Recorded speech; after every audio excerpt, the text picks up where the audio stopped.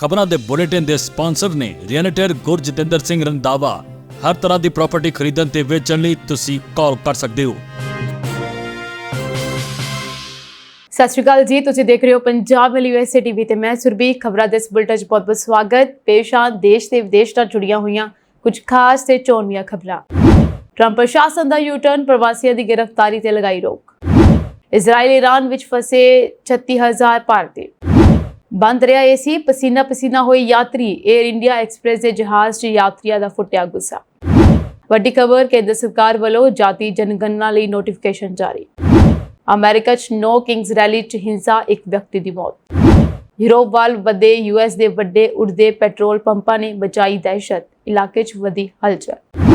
ਹੁਣ ਇਹਨਾਂ ਖਬਰਾਂ ਦਾ ਵਿਸਥਾਰ। ਇਸ ਦੇ ਨਾਲ ਹੀ ਦੇਸ਼ ਤੇ ਵਿਦੇਸ਼ ਨਾਲ ਜੁੜੀਆਂ ਹੋਈਆਂ ਤਮਾਮ ਖਬਰਾਂ।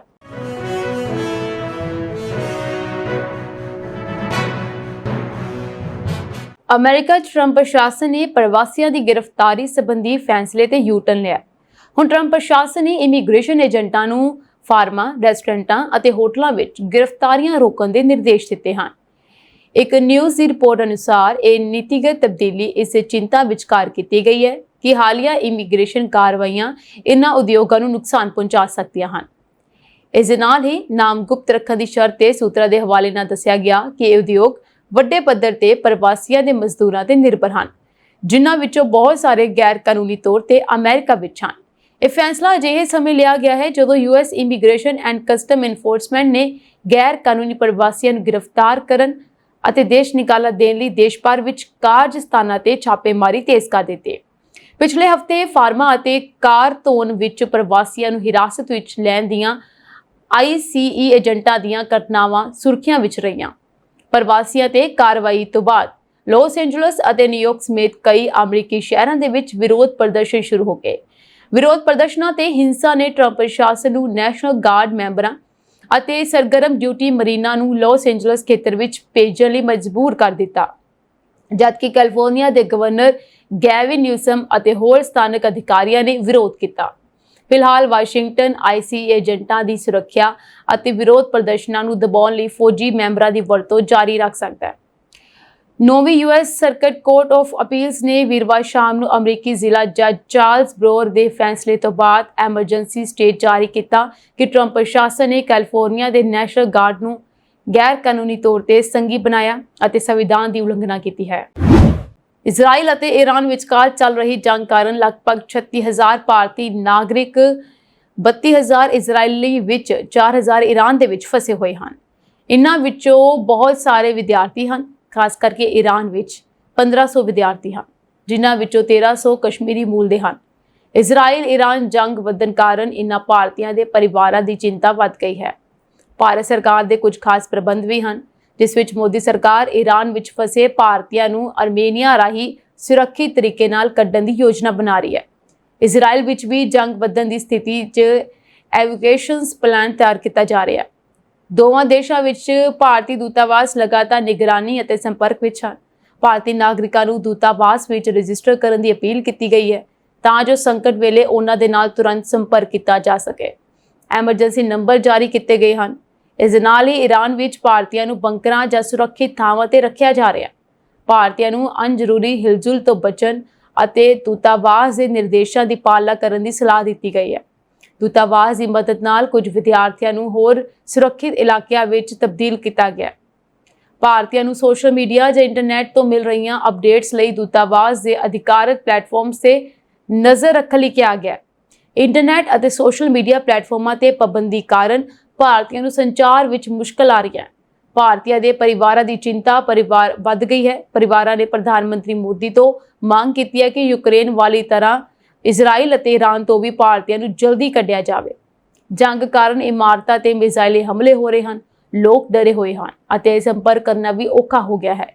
ਨਤੀਜਾ, ਭਾਰਤ ਸਰਕਾਰ ਵੱਲੋਂ ਉੱਚ ਪੱਧਰੀ ਨਿਗਰਾਨੀ ਅਤੇ ਯੋਜਨਾ ਬਣਾਉਣ ਦਾ ਕੰਮ ਜਾਰੀ ਹੈ। ਇਸ ਦੇ ਨਾਲ ਹੀ ਦੂਤਾਵਾਸ ਵੱਲੋਂ ਸੁਰੱਖਿਆ ਅਤੇ ਸੰਪਰਕ ਦੇ ਸਾਰੇ ਉਪਾਅ ਲਏ ਜਾ ਰਹੇ ਹਨ। ਜੰਗ ਵਧਣ ਦੀ ਸਥਿਤੀ ਵਿੱਚ ਭਾਰਤੀਆਂ ਨੂੰ ਜਲਦੀ ਸੁਰੱਖਿਅਤ ਤਰੀਕੇ ਨਾਲ ਵਾਪਸ ਲਿਆਉਣ ਦੀ ਸੰਭਾਵਨਾ ਵੀ ਹੈ। 12 ਜੂਨ ਨੂੰ ਅਹਿਮਦਾਬਾਦ 'ਚ ਹੋਏ ਭਿਆਨਕ ਪਲੇਨ ਕ੍ਰੈਸ਼ ਮਗਰੋਂ 에ਅਰ ਇੰਡੀਆ ਲਗਾਤਾਰ ਸਵਾਲਾਂ ਦੇ ਘੇਰੇ ਵਿੱਚ ਘਿਰੀ ਹੋਈ ਹੈ। ਇਸੇ ਦੌਰਾਨ ਇੱਕ ਹੋਰ ਵੱਡੀ ਖਬਰ ਸਾਹਮਣੇ ਆ ਰਹੀ ਹੈ, ਜਿੱਥੇ 에ਅਰ ਇੰਡੀਆ ਦਾ ਬੋਇੰਗ 787-8 ਡ੍ਰੀਮਲਾਈਨਰ ਜਹਾਜ਼ ਜੋ ਕਿ ਹਾਂਗਕਾਂਗ ਤੋਂ ਦਿੱਲੀ ਆ ਰਿਹਾ ਸੀ, ਅਚਾਨਕ ਅੱਧੇ ਰਸਤੇ ਤੋਂ ਵਾਪਸ ਮੁੜ ਗਿਆ। ਜਾਣਕਾਰੀ ਅਨੁਸਾਰ 에ਅਰ ਇੰਡੀਆ ਦੀ ਫਲਾਈਟ AI315 ਜੋ ਕਿ ਹਾਂਗਕਾਂਗ ਤੋਂ ਦਿੱਲੀ ਆ ਰਹੀ ਸੀ, ਹਵਾ ਵਿਚਾਲੇ ਤਕਨੀਕੀ ਖਰਾਬੀ ਕਾਰਨ ਹਾਂਗਕਾਂਗ ਵਾਪਸ ਭੇਜ ਦਿੱਤਾ ਗਿਆ। ਇਸ ਖਰਾਬੀ ਦੀ ਜਾਣਕਾਰੀ ਪਾਇਲਟ ਨੇ ਦਿੱਤੀ ਸੀ, ਜਿਸ ਮਗਰੋਂ ਜਹਾਜ਼ ਨੂੰ ਵਾਪਸ ਭੇਜਣ ਦਾ ਫੈਸਲਾ ਕੀਤਾ ਗਿਆ। ਦੂਜੇ ਪਾਸੇ ਜੈਪੁਰ ਤੋਂ ਦੁਬਈ ਜਾਣ ਵਾਲੀ 에ਅਰ ਇੰਡੀਆ ਐਕਸਪ੍ਰੈਸ ਦੀ ਫਲਾਈਟ 'ਚ ਯਾਤਰੀਆਂ ਨੂੰ 5 ਘੰਟੇ ਬਿਨਾਂ ਏਸੀ ਦੇ ਬੰਦ ਜਹਾਜ਼ ਵਿੱਚ ਰੱਖਿਆ ਗਿਆ, ਜਿਸ ਨਾਲ ਯਾਤਰੀ ਬੇਹਾਲ ਹੋ ਗਏ। ਇਸ ਦੌਰਾਨ ਨਾ ਤਾਂ ਜਹਾਜ਼ ਵਿੱਚ ਕੋਈ ਕਰੂ ਮੈਂਬਰ ਮੌਜੂਦ ਸੀ ਅਤੇ ਨਾ ਹੀ ਯਾਤਰੀਆਂ ਨੂੰ ਕੋਈ ਜਾਣਕਾਰੀ ਦਿੱਤੀ ਗਈ। ਇਹ ਘਟਨਾ ਸੋਸ਼ਲ ਮੀਡੀਆ ਤੇ ਵਾਇਰਲ ਹੋ ਗਈ, ਜਿਸ ਵਿੱਚ ਯਾਤਰੀ ਆਪਣੀ ਪਰੇਸ਼ਾਨੀਆਂ ਨੂੰ ਸਾਂਝਾ ਕਰਦੇ ਹੋਏ ਨਜ਼ਰ ਆਏ। ਫਲਾਈਟ ਦੀ ਰਵਾਨਗੀ ਸਮਾਂ ਸ਼ਾਮ 5:30 ਦੇ ਕਰੀਬ ਸੀ, ਪਰ ਤਕਨੀਕੀ ਕਾਰਨਾਂ ਕਰਕੇ ਇਸ ਨੇ ਰਾਤ 1:45 ਵਜੇ ਉਡਾਨ ਭਰੀ ਅਤੇ 2:45 ਦੇ ਕਰੀਬ ਜੈਪੁਰ ਪਹੁੰਚੀ। ਇਸ ਦੌਰਾਨ ਜਹਾਜ਼ ਵਿੱਚ ਏਸੀ ਕੰਮ ਨਹੀਂ ਕਰ ਰਿਹਾ ਸੀ, ਜਿਸ ਕਾਰਨ ਯਾਤਰੀ ਨੂੰ ਬਹੁਤ ਜ਼ਿਆਦਾ ਗਰਮੀ ਅਤੇ ਪਸੀਨੇ ਦੀ ਸਮੱਸਿਆ ਦਾ ਸਾਹਮਣਾ ਕਰਨਾ ਪਿਆ। ਸੋਸ਼ਲ ਮੀਡੀਆ ਇਨਫਲੂਐਂਸਰ ਨੇ ਇਸ ਸਥਿਤੀ ਦਾ ਵੀਡੀਓ ਬਣਾਇਆ ਅਤੇ ਇਸ ਨੂੰ ਇੰਸਟਾਗ੍ਰਾਮ ਤੇ ਸਾਂਝਾ ਕੀਤਾ, ਜਿਸ ਨੂੰ ਹੁਣ ਤੱਕ 1 ਕਰੋੜ ਤੋਂ ਵੀ ਜ਼ਿਆਦਾ ਲੋਕ ਦੇਖ ਚੁੱਕੇ ਨੇ। ਵੀਡੀਓ ਵਿੱਚ ਯਾਤਰੀਆਂ ਨੂੰ ਆਪਣੇ ਆਪ ਨੂੰ ਪੱਖਾ ਚੱਲਦੇ ਅਤੇ ਮਦਦ ਬਟਨ ਦਬਾਉਂਦੇ ਦੇਖਿਆ ਜਾ ਸਕਦਾ ਹੈ, ਪਰ ਕੋਈ ਵੀ ਚਾਲਕ ਦਲ ਦਾ ਮੈਂਬਰ ਉਹਨਾਂ ਦੀ ਮਦਦ ਲਈ ਨਹੀਂ ਆਉਂਦਾ।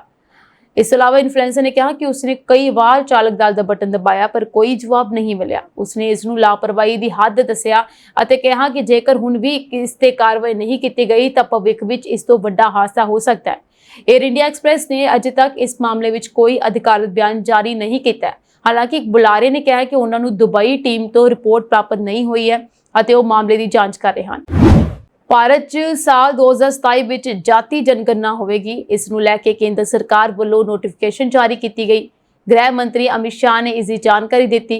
ਕੇਂਦਰ ਸਰਕਾਰ ਨੇ ਐਲਾਨ ਕੀਤਾ ਕਿ ਭਾਰਤ ਦੀ ਆਬਾਦੀ ਦੀ ਜਨਗਣਨਾ ਸਾਲ 2027 ਦੌਰਾਨ ਕੀਤੀ ਜਾਵੇਗੀ। ਇਸ ਲਈ ਨੋਟੀਫਿਕੇਸ਼ਨ ਜਾਰੀ ਕਰ ਦਿੱਤੀ ਗਈ ਹੈ। ਅਮਰੀਕਾ ਦੇ ਸਾਲਟ ਲੇਕ ਸਿਟੀ ਵਿੱਚ ਨੋ ਕਿੰਗਸ ਵਿਰੋਧ ਪ੍ਰਦਰਸ਼ਨ ਦੌਰਾਨ ਇੱਕ ਵਿਅਕਤੀ ਨੇ ਪ੍ਰਦਰਸ਼ਨਕਾਰੀਆਂ ਤੇ ਗੋਲੀ ਚਲਾਉਣ ਦੀ ਕੋਸ਼ਿਸ਼ ਕੀਤੀ ਅਤੇ ਇੱਕ ਸ਼ਖਸ ਤੇ ਗੋਲੀ ਚਲਾ ਦਿੱਤੀ, ਜੋ ਉਸ ਸਮੇਤ ਇੱਕ ਰਾਹਗੀਰ ਨੂੰ ਲੱਗੀ, ਜਿਸ ਵਿੱਚ ਰਾਹਗੀਰ ਦਾ ਇਲਾਜ ਦੌਰਾਨ ਮੌਤ ਹੋ ਗਿਆ। ਅਧਿਕਾਰੀ ਨੇ ਐਤਵਾਰ ਨੂੰ ਇਹ ਜਾਣਕਾਰੀ ਦਿੱਤੀ ਹੈ। ਦੱਸਿਆ ਜਾ ਰਿਹਾ ਹੈ ਕਿ ਗੋਲੀ ਚਲਾਉਣ ਵਾਲਾ ਵਿਅਕਤੀ ਸ਼ਾਂਤੀ ਰੱਖਿਅਕ ਟੀਮ ਦਾ ਹਿੱਸਾ ਸੀ। ਸਾਲਟ ਲੇਕ ਸਿਟੀ ਦੇ ਪੁਲਿਸ ਮੁਖੀ ਬ੍ਰਾਇਨ ਰੈਡ ਨੇ ਇੱਕ ਪ੍ਰੈਸ ਕਾਨਫਰੰਸ ਵਿੱਚ ਦੱਸਿਆ ਕਿ ਪੁਲਿਸ ਨੇ ਪ੍ਰਦਰਸ਼ਨਕਾਰੀਆਂ ਤੇ ਗੋਲੀ ਚਲਾਉਣ ਦੀ ਕੋਸ਼ਿਸ਼ ਕਰ ਰਹੇ ਕਥਿਤ ਹਮਲਾਵਰ ਨੂੰ ਕਤਲ ਦੇ ਦੋਸ਼ਾਂ ਵਿੱਚ ਹਿਰਾਸਤ ਵਿੱਚ ਲੈ ਲਿਆ।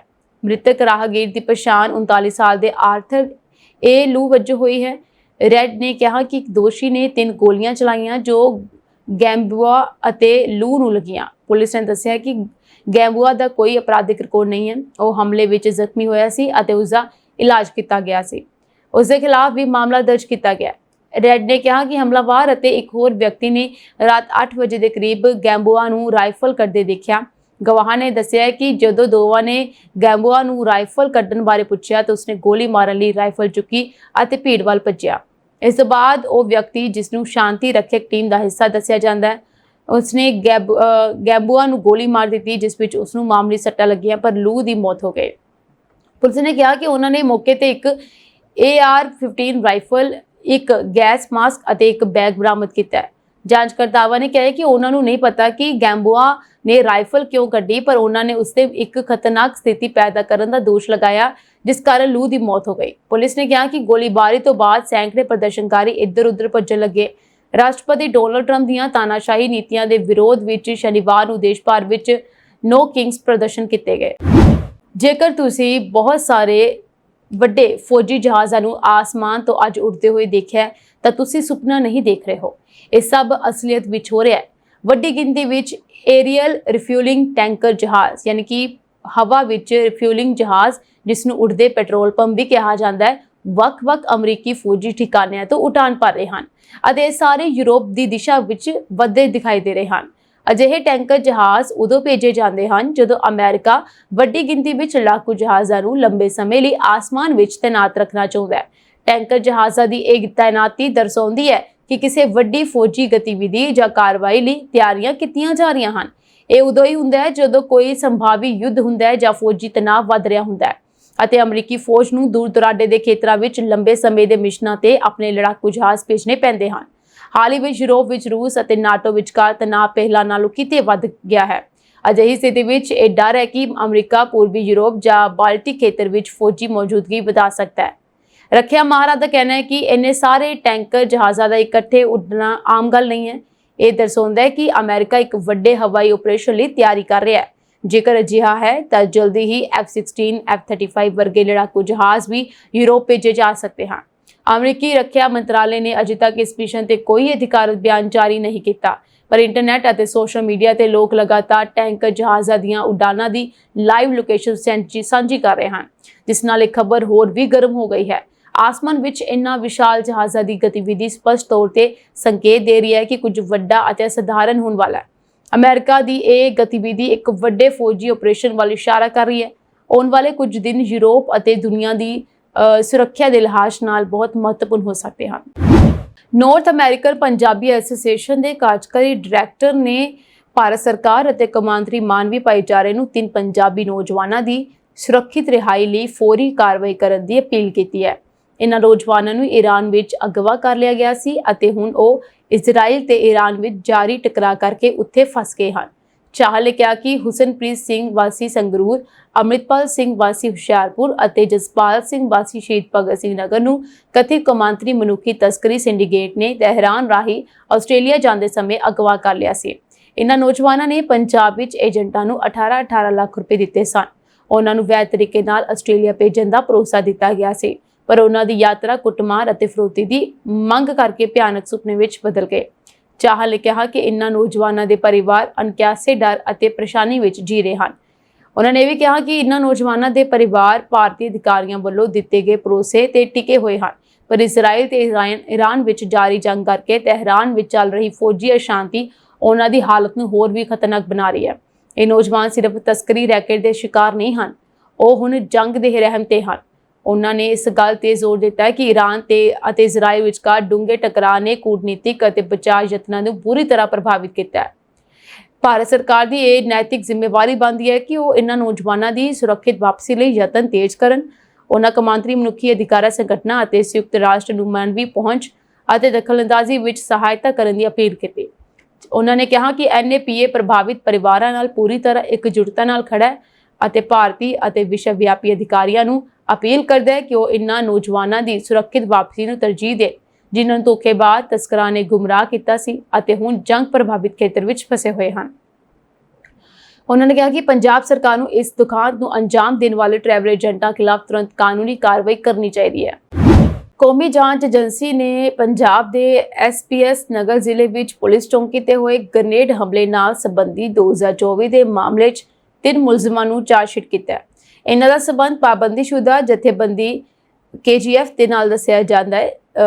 ਯੁਗਪ੍ਰੀਤ ਸਿੰਘ ਉਰਫ UV ਨਿਹੰਗ, ਜਸਕਰਨ ਸਿੰਘ ਉਰਫ ਸ਼ਾਹ ਅਤੇ ਹਰਜੋਤ ਸਿੰਘ ਉਰਫ ਜੋਤ ਹੁੰਦਲ ਸਾਰੇ SPS ਨਗਰ ਦੇ ਰਾਹੋ ਪਿੰਡ ਦੇ ਰਹਿਣ ਵਾਲੇ ਹਨ। ਇਹਨਾਂ ਖਿਲਾਫ ਗੈਰ ਕਾਨੂੰਨੀ ਸਰਗਰਮੀਆਂ ਰੋਕੋ ਐਕਟ ਅਤੇ ਵਿਸਫੋਟਕ ਪਦਾਰਥ ਐਕਟ ਅਤੇ ਹੋਰ ਸੰਬੰਧਿਤ ਧਾਰਾਵਾਂ ਤਹਿਤ ਦੋਸ਼ ਲਗਾਏ ਗਏ ਹਨ। NIA ਨੇ KZF ਮੁਖੀ ਅਤੇ ਦਹਿਸ਼ਤਗਰਦ ਮਨੋਨੀਤ ਰਣਜੀਤ ਸਿੰਘ ਉਰਫ ਨੀਟਾ ਸੰਗਠਨ ਦੇ ਮੈਂਬਰ ਆਪਰੇਟਿਵ ਜਗਜੀਤ ਸਿੰਘ ਲਹਿਰੀ ਉਰਫ ਜੱਗਾ ਮਿਆਂਪੁਰ, ਇਸ ਤੋਂ ਇਲਾਵਾ ਹੋਰ ਅਣਪਛਾਤੇ ਦਹਿਸ਼ਤੀ ਕਾਰਕੁਨਾਂ ਵਿਰੁੱਧ ਜਾਂਚ ਸ਼ੁਰੂ ਕਰ ਦਿੱਤੀ ਹੈ। NIA ਜਿਸ ਨੇ ਇਸ ਮਾਮਲੇ ਇਸ ਸਾਲ ਮਾਰਚ ਵਿੱਚ ਪੰਜਾਬ ਪੁਲਿਸ ਤੋਂ ਕੇਸ ਆਪਣੇ ਹੱਥ ਵਿੱਚ ਲੈ ਲਿਆ ਸੀ। ਉਹਨਾਂ ਨੇ ਹੁਣ ਤੱਕ ਦੀ ਜਾਂਚ ਵਿੱਚ ਪਾਇਆ ਕਿ ਜੱਗਾ ਨੇ UK ਵਿੱਚ ਇੱਕ ਜਾਣਕਾਰ ਰਾਹੀਂ ਯੁਗਪ੍ਰੀਤ ਸਿੰਘ ਨੂੰ ਭਰਤੀ ਕੀਤਾ ਸੀ।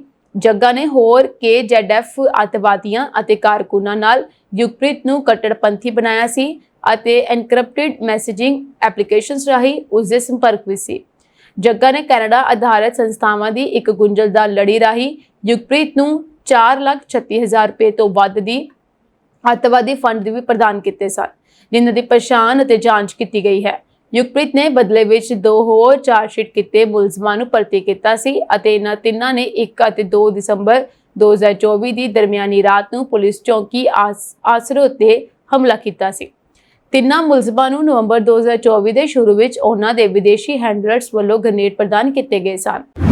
ਅਹਿਮਦਾਬਾਦ ਵਿੱਚ 에ਅਰ ਇੰਡੀਆ ਦਾ ਜਹਾਜ਼ ਭਿਆਨਕ ਹਾਦਸੇ ਦਾ ਸ਼ਿਕਾਰ ਹੋ ਗਿਆ ਸੀ, ਜਿਸ ਵਿੱਚ 275 ਲੋਕਾਂ ਦੀ ਮੌਤ ਦੇ 4 ਦਿਨ ਬਾਅਦ ਹੁਣ DNA ਟੈਸਟ ਤੋਂ 87 ਮ੍ਰਿਤਕਾਂ ਦੀ ਪਛਾਣ ਕਰ ਲਈ ਗਈ ਹੈ ਅਤੇ 47 ਲੋਕਾਂ ਦੀਆਂ ਲਾਸ਼ਾਂ ਉਹਨਾਂ ਦੇ ਪਰਿਵਾਰਾਂ ਨੂੰ ਸੌਂਪ ਦਿੱਤੀਆਂ ਗਈਆਂ ਹਨ। ਅਧਿਕਾਰੀਆਂ ਨੇ ਸੋਮਵਾਰ ਨੂੰ ਜਾਣਕਾਰੀ ਦਿੱਤੀ। ਅਧਿਕਾਰੀਆਂ ਨੇ ਮ੍ਰਿਤਕਾਂ ਦੀ ਪਛਾਣ ਕਰਨ ਲਈ DNA ਟੈਸਟ ਕਰ ਰਹੇ ਹਨ, ਕਿਉਂਕਿ 12 ਜੂਨ ਨੂੰ ਜਹਾਜ਼ ਹਾਦਸੇ ਵਿੱਚ ਲੋਕ ਇੰਨੀ ਬੁਰੀ ਤਰ੍ਹਾਂ ਸੜ ਗਏ ਸਨ ਕਿ ਉਹਨਾਂ ਦੀਆਂ ਲਾਸ਼ਾਂ ਪਛਾਣੀਆਂ ਨਹੀਂ ਜਾ ਸਕੀਆਂ। ਇਸ ਹਾਦਸੇ ਵਿੱਚ ਗੁਜਰਾਤ ਦੇ ਸਾਬਕਾ ਮੁੱਖ ਮੰਤਰੀ ਵਿਜੇ ਰੂਪਾਨੀ ਦੀ ਵੀ ਮੌਤ ਹੋ ਗਈ ਸੀ। DNA ਟੈਸਟ ਤੋਂ ਉਹਨਾਂ ਦੀ ਮ੍ਰਿਤਕ ਦੇਹ ਦੀ ਪਛਾਣ ਹੋ ਗਈ ਅਤੇ ਸ਼ਾਮ ਅੰਤਿਮ ਸੰਸਕਾਰ ਉਹਨਾਂ ਦਾ ਅੱਜ ਕੀਤਾ ਜਾਏਗਾ।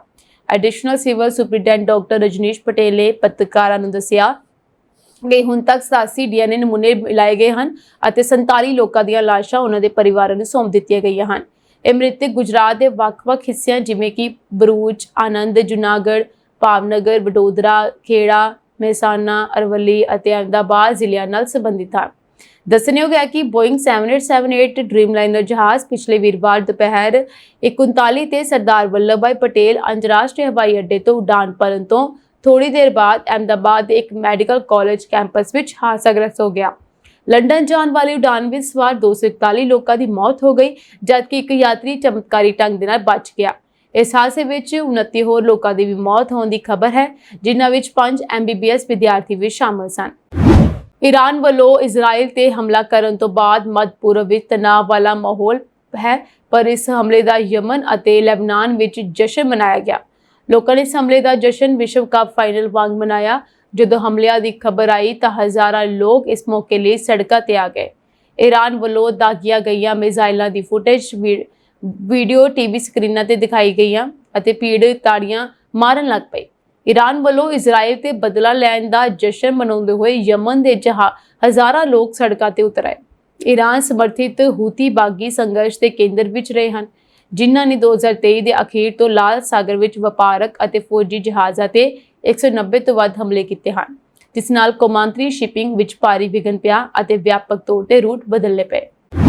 ਪੰਜਾਬੀਆਂ ਲਈ ਰਾਹਤ ਭਰੀ ਖਬਰ ਹੈ। ਇਹ ਹਫਤਾ ਗਰਮੀ ਤੋਂ ਕੁਝ ਰਾਹਤ ਮਿਲੇਗੀ। ਇਸ ਦੇ ਨਾਲ ਹੀ ਝੋਨਾ ਲਾਉਣ ਵਿੱਚ ਜੁਟੇ ਕਿਸਾਨਾਂ ਲਈ ਵੀ ਖੁਸ਼ਖਬਰੀ ਹੈ। ਸੂਬੇ ਦੇ ਕਈ ਜ਼ਿਲ੍ਹਿਆਂ ਵਿੱਚ ਪੂਰਾ ਹਫਤਾ ਬਾਰਿਸ਼ ਹੋਏਗੀ। ਐਤਵਾਰ ਨੂੰ ਵੀ ਸੂਬੇ ਦੇ ਕਈ ਹਿੱਸਿਆਂ ਵਿੱਚ ਬਾਰਿਸ਼ ਹੋਈ। ਉਂਝ ਮੌਸਮ ਵਿਭਾਗ ਨੇ ਸਪਸ਼ਟ ਕੀਤਾ ਹੈ ਕਿ ਅਗਲੇ 24 ਘੰਟਿਆਂ ਤੱਕ ਸੂਬੇ ਵਿੱਚ ਵੱਧ ਤੋਂ ਵੱਧ ਤਾਪਮਾਨ ਵਿੱਚ ਕੋਈ ਵੱਡਾ ਬਦਲਾਅ ਨਹੀਂ ਹੋਏਗਾ। ਇਸ ਤੋਂ ਬਾਅਦ ਹੌਲੀ-ਹੌਲੀ 3 ਜਾਂ 5 ਡਿਗਰੀ ਸੈਲਸੀਅਸ ਦੀ ਗਿਰਾਵਟ ਦੀ ਸੰਭਾਵਨਾ ਹੈ। ਮੌਸਮ ਵਿਭਾਗ ਮੁਤਾਬਕ 17 ਤੋਂ 20 ਜੂਨ ਤੱਕ ਸੂਬੇ 'ਚ ਹਲਕੀ ਤੋਂ ਦਰਮਿਆਨੀ ਬਾਰਿਸ਼ ਹੋ ਸਕਦੀ ਹੈ। ਇਸ ਦੇ ਨਾਲ 16 ਤੋਂ 21 ਤਰੀਕ ਤੱਕ ਗਰਜ ਅਤੇ ਬਿਜਲੀ ਤੇ ਤੇਜ਼ ਹਵਾਵਾਂ 40 ਤੋਂ 50 ਕਿਲੋਮੀਟਰ ਪ੍ਰਤੀ ਘੰਟਾ ਦੀ ਗਤੀ ਦੇ ਨਾਲ ਉੱਡ ਸਕਦੀ ਹੈ। ਮੌਸਮ ਵਿਭਾਗ ਅਨੁਸਾਰ ਹੁਣ ਮੌਨਸੂਨ 18 ਜੂਨ ਤੱਕ ਮੱਧ ਤੇ ਪੂਰਬੀ ਭਾਰਤ ਦੇ ਬਾਕੀ ਹਿੱਸਿਆਂ ਤੇ ਉੱਤਰ ਪੱਛਮੀ ਭਾਰਤ ਦੇ ਕੁਝ ਖੇਤਰਾਂ ਨੂੰ ਕਵਰ ਕਰ ਲਵੇਗਾ। ਇਸ ਦੇ 19 ਤੇ 25 ਜੂਨ ਦੇ ਵਿਚਕਾਰ ਉੱਤਰ ਪੱਛਮੀ ਭਾਰਤ ਦੇ ਜ਼ਿਆਦਾਤਰ ਹਿੱਸਿਆਂ ਵਿੱਚ ਅੱਗੇ ਵਧਣ ਦੀ ਉਮੀਦ ਹੈ। ਉੱਤਰ ਪੱਛਮੀ ਭਾਰਤ ਵਿੱਚ ਉੱਤਰ ਪ੍ਰਦੇਸ਼, ਦਿੱਲੀ, ਪੰਜਾਬ, ਹਰਿਆਣਾ, ਰਾਜਸਥਾਨ, ਹਿਮਾਚਲ ਪ੍ਰਦੇਸ਼, ਉੱਤਰਾਖੰਡ, ਜੰਮੂ ਤੇ ਕਸ਼ਮੀਰ ਤੇ ਲਦਾਖ ਸ਼ਾਮਲ ਹਨ। IMD ਦੇ ਅਧਿਕਾਰੀ ਨੇ ਕਿਹਾ ਕਿ ਮੌਨਸੂਨ ਦੇ 27 ਜੂਨ ਦੀ ਆਮ ਸ਼ੁਰੂਆਤ ਦੀ ਮਿਤੀ ਤੋਂ ਪਹਿਲਾਂ 22 ਜੂਨ ਤੱਕ ਦਿੱਲੀ ਪਹੁੰਚਣ ਦੀ ਸੰਭਾਵਨਾ ਹੈ। ਦੱਸ ਦੇ ਕਿ ਇਸ ਹਫਤੇ ਦੱਖਣ ਪੱਛਮੀ ਮੌਨਸੂਨ ਦੇ ਦੁਬਾਰਾ ਤੇਜ਼ ਹੋਣ ਨਾਲ ਮੌਨਸੂਨ ਉੱਤਰ ਪੱਛਮ ਭਾਰਤ ਦੇ ਜ਼ਿਆਦਾਤਰ ਹਿੱਸਿਆਂ ਵਿੱਚ ਉੱਤਰ ਪ੍ਰਦੇਸ਼, ਦਿੱਲੀ ਸਮੇਤ 25 ਜੂਨ ਤੱਕ ਪਹੁੰਚ ਸਕਦਾ ਹੈ, ਜੋ ਆਮ ਤਰੀਕਾਂ ਤੋਂ ਕਾਫੀ ਪਹਿਲਾਂ ਹੈ। ਇਸ ਵਾਰ ਮੌਨਸੂਨ 24 ਮਈ ਨੂੰ ਹੀ ਕੇਰਲ ਵਿੱਚ ਪਹੁੰਚਿਆ ਸੀ। ਆਮ ਤੌਰ ਤੇ ਮੌਨਸੂਨ 1 ਜੂਨ ਨੂੰ ਕੇਰਲ ਪਹੁੰਚਦਾ ਹੈ। ਸਾਲ 2009 ਦੇ ਵਿੱਚ ਵੀ ਮੌਨਸੂਨ 23 ਮਈ ਨੂੰ ਕੇਰਲ ਵਿੱਚ ਪਹੁੰਚਿਆ ਸੀ। ਯਿਸੂ ਵਾਲੇ ਬਾਬੇ ਦੇ ਨਾਮ ਨਾਲ ਮਸ਼ਹੂਰ ਬਲਾਤਕਾਰ ਕੇਸ 'ਚ ਜੇਲ੍ਹ ਕੱਟ ਰਹੇ ਪਾਦਰੀ ਬਾਜਿੰਦਰ ਸਿੰਘ ਨੂੰ ਹੋਰ ਇੱਕ ਝਟਕਾ ਲੱਗਣ ਵਾਲਾ ਹੈ। ਹੁਣ ਉਸ ਤੋਂ ਨਿਊ ਚੰਡੀਗੜ੍ਹ ਦੇ ਮੁੱਲਾਪੁਰ 'ਚ ਉਸਦੇ ਪੁਰਾਣੇ ਚਰਚ ਦੇ ਨੇੜੇ ਕਬਜ਼ੇ ਹੇਠ ਆਈ ਜ਼ਮੀਨ ਵਾਪਸ ਲਈ ਜਾਵੇਗੀ। ਜਲਦੀ ਪ੍ਰਸ਼ਾਸਨ ਦੀ ਟੀਮ ਉੱਥੇ ਪਹੁੰਚੇਗੀ ਅਤੇ ਕਾਰਵਾਈ ਸ਼ੁਰੂ ਹੋਵੇਗੀ। ਇਹ ਮਾਮਲਾ ਅਦਾਲਤ ਤੱਕ ਪਹੁੰਚ ਚੁੱਕਿਆ ਸੀ, ਜਿਸ ਤੋਂ ਬਾਅਦ ਇਹ ਕਦਮ ਚੁੱਕਿਆ ਜਾ ਰਿਹਾ ਹੈ। ਆਰੋਪ ਲਗਾਇਆ ਗਿਆ ਹੈ ਕਿ ਪਾਦਰੀ ਨੇ ਚਰਚ ਦੇ ਨੇੜੇ ਕੁਝ ਕਿਸਾਨਾਂ ਦੀ ਜ਼ਮੀਨ ਤੇ ਗੈਰ ਕਾਨੂੰਨੀ ਤਰੀਕੇ ਨਾਲ ਕਬਜ਼ਾ ਕੀਤਾ ਹੋਇਆ ਸੀ। ਲੰਬੇ ਸਮੇਂ ਤੋਂ ਕਿਸਾਨਾਂ ਅਤੇ ਪਾਦਰੀ ਵਿਚਕਾਰ ਇਸ ਮਾਮਲੇ ਨੂੰ ਲੈ ਕੇ ਵਿਵਾਦ ਵੀ ਚੱਲ ਰਿਹਾ ਸੀ। ਹੁਣ ਫੈਸਲਾ ਕਿਸਾਨਾਂ ਦੇ ਹੱਕ ਵਿੱਚ ਆ ਗਿਆ। ਇਸੇ ਕਰਕੇ ਪ੍ਰਸ਼ਾਸਨ ਵੱਲੋਂ ਉਸ ਜ਼ਮੀਨ ਤੇ ਕਬਜ਼ਾ ਲਿਆ ਜਾਵੇਗਾ। ਉੱਥੇ ਜੋ ਵੀ ਨਿਰਮਾਣ ਹੋਇਆ ਹੋਵੇਗਾ ਉਹ ਹਟਾਇਆ ਜਾਵੇਗਾ। ਕਿਸਾਨਾਂ ਤੇ ਸੰਬੰਧਿਤ ਸੰਸਥਾਵਾਂ ਨੇ ਇਸ ਲਈ ਤਿਆਰੀ ਕਰ ਲਈ ਹੈ। ਸੋ ਉਹ ਇਸ ਮਾਮਲੇ 'ਚ ਅਧਿਕਾਰੀਆਂ ਨਾਲ ਮੁਲਾਕਾਤ ਕਰਨਗੇ, ਜਿਸ ਤੋਂ ਬਾਅਦ ਅਗਲੀ ਕਾਰਵਾਈ ਕੀਤੀ ਜਾਵੇਗੀ। ਇੱਕ ਪਾਸੇ ਜਿੱਥੇ ਪੱਛਮੀ ਦੇਸ਼ਾਂ ਵਿੱਚ ਖੁਸ਼ੀ ਕਰਦੀ ਜਾ ਰਹੀ ਹੈ, ਉੱਥੇ ਡੈਨਮਾਰਕ ਹਰ ਸਾਲ ਦੁਨੀਆ ਦੇ ਸਭ ਤੋਂ ਖੁਸ਼ਹਾਲ ਦੇਸ਼ਾਂ ਦੀ ਸੂਚੀ ਵਿੱਚ ਸਭ ਤੋਂ ਉੱਪਰ ਰਹਿੰਦਾ ਹੈ। ਇਸ ਦਾ ਇੱਕ ਕਾਰਨ ਇਸ ਦੇ ਸਖਤ ਪ੍ਰਵਾਸ ਨਿਯਮ ਹਨ। ਦਰਅਸਲ 2015 ਵਿੱਚ ਯੂਰਪ ਵਿੱਚ ਸ਼ਰਨਾਰਥੀ ਸੰਕਟ ਦੌਰਾਨ 21,000 ਸ਼ਰਨਾਰਥੀ ਡੈਨਮਾਰਕ ਆਏ ਸਨ। ਫਿਰ ਲੋਕਾਂ ਨੂੰ ਡਰ ਸੀ ਕਿ ਇਹ ਪ੍ਰਵਾਸੀ ਉਹਨਾਂ ਦੇ ਦੇਸ਼ ਦੀ ਭਲਾਈ ਪ੍ਰਣਾਲੀ ਤੇ ਬੋਝ ਪਾ ਸਕਦੇ ਹਨ। ਇਸ ਤੋਂ ਬਾਅਦ ਡੈਨਮਾਰਕ ਨੇ ਪ੍ਰਵਾਸ ਸੰਬੰਧੀ ਸਖਤ ਨੀਤੀਆਂ ਅਪਣਾਈਆਂ, ਜਿਵੇਂ ਕਿ ਬੁਰਕੇ ਤੇ ਪਾਬੰਦੀ, ਅਤੇ ਪ੍ਰਵਾਸੀਆਂ ਲਈ ਡੈਨਿਸ਼ ਭਾਸ਼ਾ ਦੀ ਲਾਜ਼ਮੀ ਸਿੱਖਿਆ। ਸਾਲ 2018 ਵਿੱਚ ਐਂਟੀ ਗੇਟੋ ਲਾ ਲਿਆਂਦਾ ਗਿਆ, ਜਿਸ ਦਾ ਉਦੇਸ਼ ਕੁਝ ਖੇਤਰਾਂ ਵਿੱਚ ਵਿਦੇਸ਼ੀਆਂ ਨੂੰ 30% ਤੋਂ ਘੱਟ ਕਰਨਾ ਸੀ। ਡੈਨਿਸ਼ ਪ੍ਰਧਾਨ ਮੰਤਰੀ ਨੇ ਸਰਕਾਰ ਨੇ ਸ਼ਰਨਾਰਥੀ ਅਰਜ਼ੀਆਂ ਨੂੰ 90% ਘਟਾ ਦਿੱਤਾ ਹੈ। ਇਸ ਦਾ ਉਦੇਸ਼ ਕੱਟੜਪੰਥੀ ਸੱਜੇ ਪੱਖੀ ਪਾਰਟੀਆਂ ਦੇ ਵਾਧੇ ਨੂੰ ਰੋਕਣਾ। ਡੈਨਮਾਰਕ ਦੀ ਖੁਸ਼ਹਾਲੀ ਦਾ ਕਾਰਨ ਮੁਫਤ ਸਿਹਤ ਸੰਭਾਲ, ਮੁਫਤ ਉੱਚ ਸਿੱਖਿਆ ਅਤੇ ਬਜ਼ੁਰਗਾਂ ਲਈ ਘਰ ਦੀ ਦੇਖਭਾਲ ਵਰਗੀਆਂ ਸਹੂਲਤਾਂ ਕਾਰਨ ਹਨ।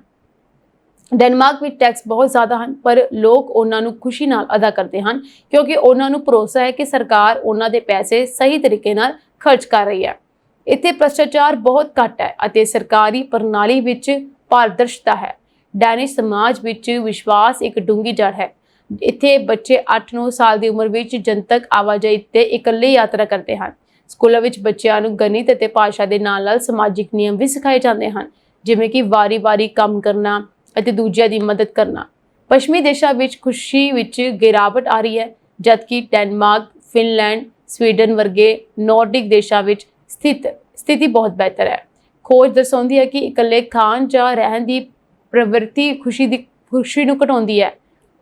ਡੈਨਮਾਰਕ ਵਰਗੇ ਦੇਸ਼ਾਂ ਵਿੱਚ ਇਹ ਘੱਟ ਹੈ। ਡੈਨਮਾਰਕ ਦੀ ਖੁਸ਼ੀ ਸਿਰਫ ਹਿਊਜ ਟੈਕਸ ਪ੍ਰਣਾਲੀ ਜਾਂ ਭਲਾਈ ਰਾਜ ਦੇ ਕਾਰਨ ਨਹੀਂ ਹੈ, ਸਗੋਂ ਸਮਾਜਿਕ ਅਤੇ ਰਾਜਨੀਤਿਕ ਫੈਸਲੇ ਦਾ ਨਤੀਜਾ ਵੀ ਹੈ ਜੋ ਸਮਾਜ ਵਿੱਚ ਵਿਸ਼ਵਾਸ ਅਤੇ ਸਥਿਰਤਾ ਪੈਦਾ ਕਰਦੇ ਹਨ। ਕੰਚਨ ਕੁਮਾਰੀ ਉਰਫ ਭਾਬੀ ਕਮਲ ਕੌਰ ਦੇ ਕਤਲ ਮਗਰੋਂ ਕੁਝ ਜਥੇਬੰਦੀਆਂ ਅੰਮ੍ਰਿਤਪਾਲ ਮਹਿਰੋ ਦੇ ਹੱਕ ਵਿੱਚ ਖੜੀਆਂ ਨਜ਼ਰ ਆਈਆਂ ਤੇ ਕੁਝ ਉਸ ਦੇ ਖਿਲਾਫ ਨਜ਼ਰ ਆਏ। ਉੱਥੇ ਹੀ ਸ੍ਰੀ ਅਕਾਲ ਤਖਤ ਸਾਹਿਬ ਦੇ ਹੈੱਡ ਗ੍ਰੰਥੀ ਸਿੰਘ ਸਾਹਿਬ ਗਿਆਨੀ ਮਲਕੀਤ ਸਿੰਘ ਵੀ ਅੰਮ੍ਰਿਤਪਾਲ ਮਹਿਰੋ ਦੇ ਹੱਕ ਵਿੱਚ ਨਿਤਰੇ ਹਨ। ਦੱਸਦੇ ਕਿ ਹੈੱਡ ਗ੍ਰੰਥੀ ਮਲਕੀਤ ਸਿੰਘ ਨੇ ਕੰਚਨ ਦੇ ਕਤਲ ਨੂੰ ਸਹੀ ਦੱਸਿਆ। ਉਹਨਾਂ ਨੇ ਕਿਹਾ ਕਿ ਕੌਮ ਨੂੰ ਬਦਨਾਮ ਕਰਨ ਵਾਲਿਆਂ ਨੇ ਅਜਿਹੀਆਂ ਹੀ ਸਕੂਲ ਹੋਣਾ ਚਾਹੀਦਾ ਹੈ। ਉਹਨਾਂ ਨੇ ਕਿਹਾ ਕੁਝ ਵੀ ਗਲਤ ਨਹੀਂ ਹੋਇਆ, ਪਹਿਲਾਂ ਵੀ ਅਜਿਹਾ ਹੁੰਦਾ ਹੈ। ਉਹਨਾਂ ਨੇ ਕਿਹਾ ਲੋਕਾਂ ਨੂੰ ਲੱਚਰਤਾ ਭਰੇ ਗੀਤਾਂ ਤੋਂ ਦੂਰ ਰਹਿਣਾ ਚਾਹੀਦਾ ਹੈ। ਉਹਨਾਂ ਨੇ ਕਿਹਾ ਸਿਰਫ ਸਿੱਖਾਂ ਨੂੰ ਹੀ ਨਹੀਂ, ਸਗੋਂ ਸਮੁੱਚੇ ਸਮਾਜ ਦੇ ਨੌਜਵਾਨ, ਭਾਵੇਂ ਹਿੰਦੂ ਮੁਸਲਮਾਨ ਹੋਵੇ, ਉਹਨਾਂ ਨੂੰ ਅਜਿਹੇ ਗੀਤ ਨਹੀਂ ਸੁਣਨੇ ਚਾਹੀਦੇ। ਉਹਨਾਂ ਨੇ ਕਿਹਾ ਕਿ ਜਿਹੜੇ ਲੋਕ ਸਿੱਖ ਕੌਮ ਨੂੰ ਬਦਨਾਮ ਕਰਨ ਲਈ ਅਜਿਹਾ ਕਾਰਜ ਕਰਦੇ ਹਨ ਅਤੇ ਆਪਣਾ ਨਾਮ ਬਦਲਦੇ ਹਨ, ਉਹਨਾਂ ਨਾਲ ਇੰਜ ਹੀ ਹੋਣਾ ਚਾਹੀਦਾ ਹੈ। ਦੱਸਦੇ ਕਮਲ ਕੌਰ ਦੇ ਕਤਲ ਮਾਮਲੇ 'ਚ ਮੁੱਖ ਮੁਲਜ਼ਮ ਅੰਮ੍ਰਿਤਪਾਲ ਮਹਿਰੋ ਅਜੇ ਫਰਾਰ ਹੈ। ਇਹ ਕਿਹਾ ਜਾ ਰਿਹਾ ਹੈ ਕਿ ਦੁਬਈ ਭੱਜ ਗਿਆ। ਘਟਨਾ ਨੂੰ ਅੰਜਾਮ ਦੇ ਕੇ ਅੰਮ੍ਰਿਤਪਾਲ ਮਹਿਰੋ UAE ਦੀ ਫਲਾਈਟ ਲੈ ਕੇ ਫਰਾਰ ਹੋਇਆ ਹੈ।